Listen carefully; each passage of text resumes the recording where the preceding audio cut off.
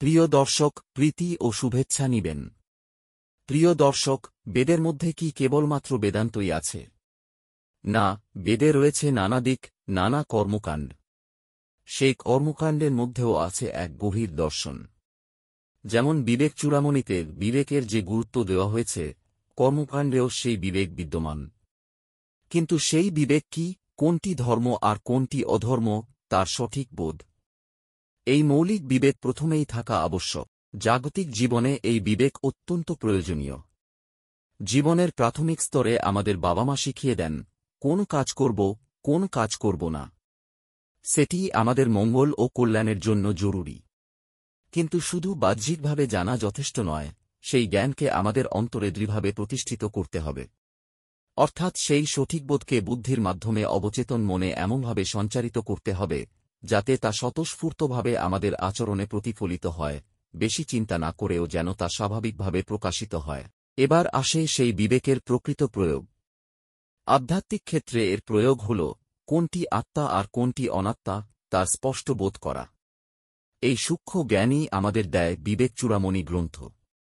তাই সত্য ও মিথ্যার, স্থায়ী ও নশ্বরের, আত্মা ও অনাত্মার মধ্যে পার্থক্য নির্ধারণ করার যে অন্তর্দৃষ্টি, সেটাই হল আধ্যাত্মিক বিবেক, যা মানবজীবনের মূল চাবিকাঠি। আমাদের জীবনে অনেক সম্পদ থাকতে পারে, কিন্তু সেই সবের মধ্যে সর্বশ্রেষ্ঠ সম্পদ কোনটি? সর্বশ্রেষ্ঠ সম্পদ হল আমাদের বিবেক। আমাদের চরিত্র থেকেই বিবেক উদ্ভূত হয়, আমাদের জ্ঞানও সেই চরিত্রের জন্ম দেয়।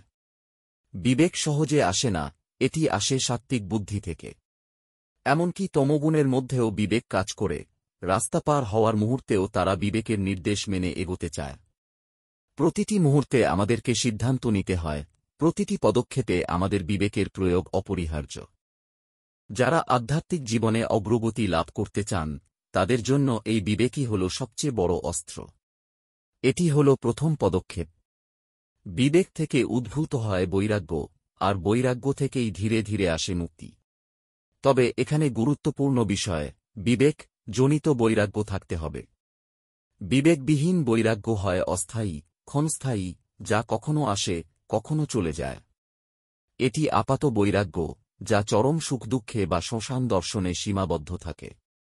কিন্তু বিবেকজনিত বৈরাগ্য চিরস্থায়ী, কারণ এটি প্রতিষ্ঠিত হয় স্থির বিবেকের উপর। আর বিবেক মানে কি? এটি হল একাগ্র ও শুদ্ধ চিত্তের ভূমি। সেই ভূমিতে বিবেক জন্ম নেয়, এবং এই বিবেকের জন্মই নির্দেশ করে যে আপনি একজন প্রকৃত আধ্যাত্মিক ব্যক্তি। আধ্যাত্মিক জীবনে প্রবেশ করার অর্থই হল বিবেকের জাগরণ। প্রথম স্তরে এই বিবেক প্রকাশ পায় বিচারশক্তি রূপে, কোনটি শ্রেয়, কোনটি প্রেয়, তা নির্ণয়ের মাধ্যমে। যেমন নচিকেতা করেছিল, সে শ্রেয় ও প্রেয়ের মধ্যে পার্থক্য করতে শিখেছিল এবং শ্রেয়কেই বেছে নিয়েছিল। প্রাথমিক পর্যায়ে বিচার মানে হচ্ছে বারবার চিন্তা করা, কিন্তু মন সহজে তা গ্রহণ করে না। ঠাকুর বলেছেন, কাম ও কাঞ্চন ত্যাগ করো। জগৎ মানেই কাম ও কাঞ্চনের আকর্ষণ, আর মানুষের মন সহজেই তার প্রতি টানে। কিন্তু ঠাকুরের মন স্বতঃস্ফূর্তভাবে এসবকে প্রত্যাখ্যান করত, যেন অবচেতনে সেগুলো একেবারে নিঃশেষ হয়ে গেছে। এখানেই প্রকাশ পায় প্রকৃত বিবেকের স্তর। কেবল সচেতনভাবে নয়, অবচেতন মনও যখন অসার বিষয়কে অস্বীকার করে, তখনই বোঝা যায় যে সেই ভাব গভীরভাবে প্রতিষ্ঠিত হয়েছে। নরেন্দ্রনাথ ঠাকুরকে পরীক্ষা করেছিলেন, ঠাকুর সত্যিই তাঁর বাণীকে আত্মস্থ করেছেন কিনা। একবার তিনি ঠাকুরের শয্যার নিচে একটি মুদ্রা রেখে দিয়েছিলেন। ঠাকুর জানতেন না, কিন্তু বসতে না বসতেই তিনি যেন বিছে দংশনে লাফিয়ে উঠলেন। এ যেন তাঁর অন্তর এতটাই বিশুদ্ধ যে ধাতুর প্রতি সামান্য স্পর্শ অসহনীয় হয়ে উঠেছিল। আরেকটি ঘটনা কাশীপুরে। সেখানে ঠাকুরকে লেবু দেওয়া হয়েছিল, কিন্তু তিনি খেতে পারলেন না। কারণ সেই বাগানের মালিকানা বদল হয়ে গিয়েছিল, আর নতুন মালিকের অনুমতি ছাড়াই লেবু আনা হয়েছিল। ঠাকুর সচেতনভাবে এসব জানতেন না, তবুও তাঁর অন্তরস্থ বিবেক তা গ্রহণ করতে অস্বীকার করল। এমনই উচ্চস্তরে বিবেক পৌঁছালে মানুষের চেতনা ও অবচেতনা উভয়েই সত্যের প্রতি নিবিষ্ট হয়, আর অসত্য বা অন্যায়কে কোনোভাবেই ধারণ করতে পারে না। এটাই আধ্যাত্মিক বিবেকের চূড়ান্ত জাগরণ। ধরা যাক, কোনো ঘর থেকে আফিম আনা হল। বলা হয়েছিল মালিকের কাছ থেকেই আনতে হবে, কিন্তু আনা হল কর্মচারীর কাছ থেকে। যদিও বাহ্যিকভাবে বিষয়টি তেমন গুরুতর নয়, তবুও ঠাকুর সেই আফিম ব্যবহার করতে পারলেন না। কেন? কারণ তাঁর বিবেক এতটাই প্রখর হয়ে উঠেছিল যে সামান্যতম অসঙ্গতিও তিনি সহ্য করতে পারছিলেন না। এটাই প্রকৃত লক্ষ্য, বিবেকে প্রতিষ্ঠিত হওয়া। শুধু সাময়িক সচেতন মন দিয়ে বিচার করাই বিবেক নয়, আসল বিবেক তখনই স্থিত হয় যখন অবচেতন মনও সেটিকে গভীরভাবে আত্মস্থ করে ফেলে। সচেতন মন কোনো মুহূর্তে বিভ্রান্ত হতে পারে, ভুল করতে পারে, কিন্তু যদি বিবেক অবচেতনে প্রতিষ্ঠিত থাকে তবে তা মানুষকে অবশ্যই সঠিক পথে নিয়ে যাবে।